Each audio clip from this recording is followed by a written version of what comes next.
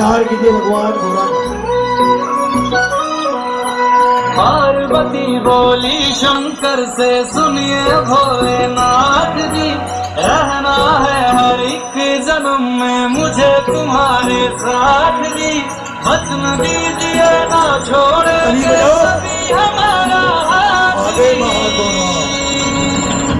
ओ Bholenath ji, ओ Shambhunath जी, ओ ओ Bholenath ji, ओ Shankar ओ Shambhunath जी, ओ Bholenath ji, ओ Shankar Nath ji.